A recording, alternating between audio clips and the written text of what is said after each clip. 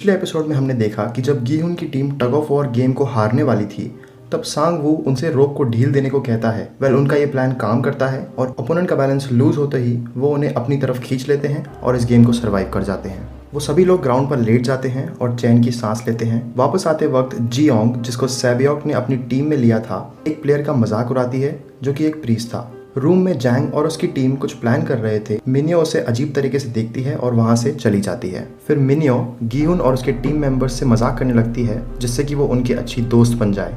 जैसे ही सब लोग बात कर रहे थे तब एक अनाउंसमेंट होती है कि हॉल की लाइट्स कुछ ही मिनट में दोबारा बंद कर दी जाएंगी, क्योंकि उन्हें डर था कि कहीं जैंग की टीम दोबारा उन पर अटैक ना कर दे।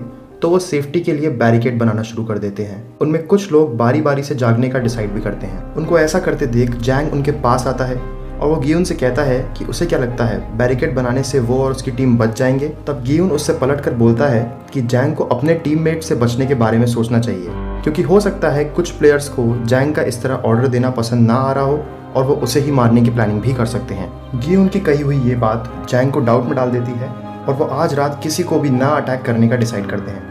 फिर सांगवू और अली दोनों रात में जागते हैं और एक दूसरे से बातें करने लगते हैं। सांगवू उससे कहता है कि वो उसे अपने बड़े भाई की तरह समझे और फिर उन दोनों की दोस्ती और भी गहरी हो जाती है। दूसरी तरफ जैंग भी डर के मारे बेचैन था और स्लीपलेस था, क्योंकि गीहुन की कही हुई बात वो अभी तक सोच रहा था। फिर बाकी समय गीहुन और इलनाम जागने का डिसाइड करते हैं।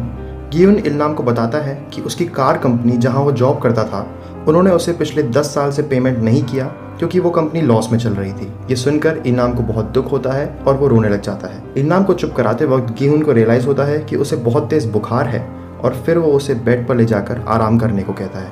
उधर डॉक्टर अपना काम खत्म करने के बाद स्टाफ से अगले गेम के बारे में पूछता है तो वो उसे बताते हैं कि उन्हें अगले गेम की कोई भी इन्फॉर्मेशन नहीं है। इस बात पर उनमें बहस हो जाती है और वो एक दूसरे से लड़ने लगते हैं। ये बात फ्रंटमैन को पता लगती है तो वो उन स्टाफ मेंबर्स और उस डॉक्टर दोनों को ये कहकर मार देता है कि इस गेम में चीटिंग अलाउड नहीं है और उनका मकसद इस गेम को फेयर खेलने का है। जूनो एक दूसरे वर्कर से अपने भाई के बारे में इंक्वायरी कर रहा था, तब उसे प्लेयर इन्फॉर्मेशन फाइल्स के बारे में पता लगता है जो कि फ्रंटमैन के रूम में रखी थी। फिर जूनो उस वर्कर को गोली मार देता है और उस रूम में आ जाता है। जूनो के चले जाने के बाद फ्रंटमैन को उस वर्कर के सर में लगी गोली से पता लगता है कि वो किसी पुलिस वाले की गन की है। वो सबको ऑर्डर देता है कि उस आदमी को जल्द से जल्द ढूंढा जाए। बीच रात में एक अलार्म बजता है और सभी प्लेयर्स को रेडी हो जाने को कहा जाता है। अब क्योंकि इलनाम की तबीयत खराब थी इसलिए वो जाने से मना कर देता है। गीहुन उसे फिर अपना जैकेट देता है और अपने साथ ही ले जाता है। जूनो होस्ट के रूम में आज तक खेलने वाले हर एक प्लेयर्स की फाइल को देखकर सारी इन्फॉर्मेशन को इकट्ठा कर रहा था।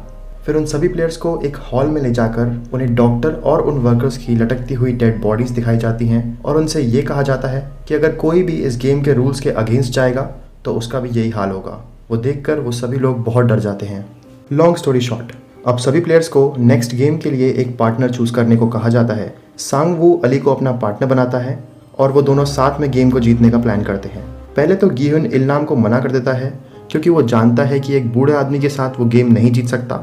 पर फिर इनाम को अकेला बैठा देखकर उसे बिल्कुल अच्छा नहीं लगता और वो इनाम को अपने साथ खेलने का ऑफर देता है। बस मिनियो ही ऐसी एक प्लेयर बचती है जिसे कोई भी पार्टनर नहीं मिलता, तो गार्ड्स उसे वहां से ले जाते हैं। फिर वो प्लेयर्स एक ऐसे प्लेग्राउंड में लाए जाते हैं जहां कई सारे घर बने थे, लेकिन उन सभी का साथ में गेम खेलने का प्लान फ्लॉप हो जाता है जब ये अनाउंस किया जाता है कि उन सभी प्लेयर्स को एक दूसरे के अगेंस्ट खेलना होगा, न कि एक दूसरे के साथ। उन सभी को 10-10 मार्बल दिए जाते हैं और ये कहा जाता है कि उन्हें अगले 30 मिनट तक उनसे कोई भी गेम खेलना है। टाइम खत्म होने पर जिसके पास भी सबसे कम मार्बल बचेंगे वो प्लेयर एलिमिनेट कर दिया जाएगा।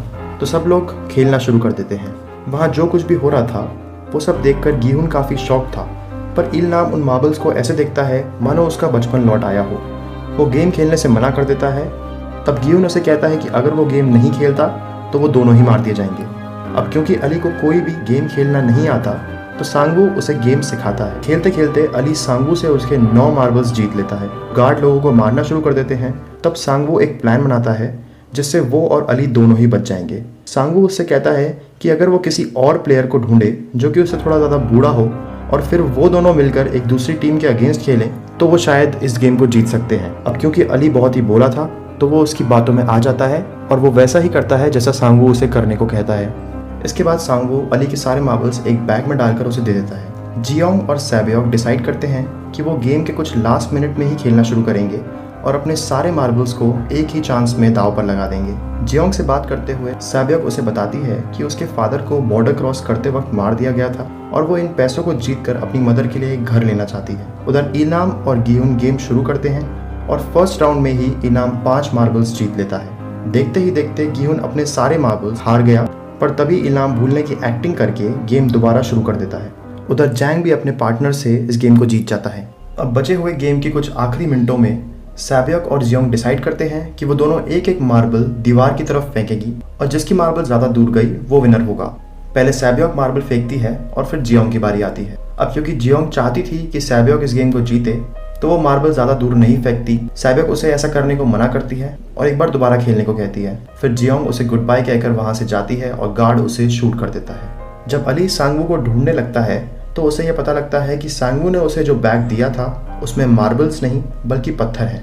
क्योंकि अली ने उस पर बहुत विश्वास किया था इसलिए वो रो पड़ता है और फिर गार्ड अली को भी एलिमिनेट कर देता है, यानी कि मार देता है। ऐसे करते करते हर टीम का एक एक प्लेयर एलिमिनेट होता जाता है और अब गेम में बस इल्नाम और गिहुन ही बचे हैं। तो इल्नाम बताता है कि वो बस भूलने का नाटक कर रहा था और फिर वो गिहुन को अपना आखिरी बचा हुआ मार्बल देकर उसे अपने साथ खेलने के लिए थैंक्स बोलता है। गिहुन रोते हुए अपने दोस्त को एक आखिरी बार गले लगाकर वहाँ से चला जाता है। एपिसोड के एंड में हमें एक गनशॉट की आवाज़ सुनाई देती है जो इंडिकेट करता है कि इल्नाम को भी एलिमिनेट कर दिया गया है।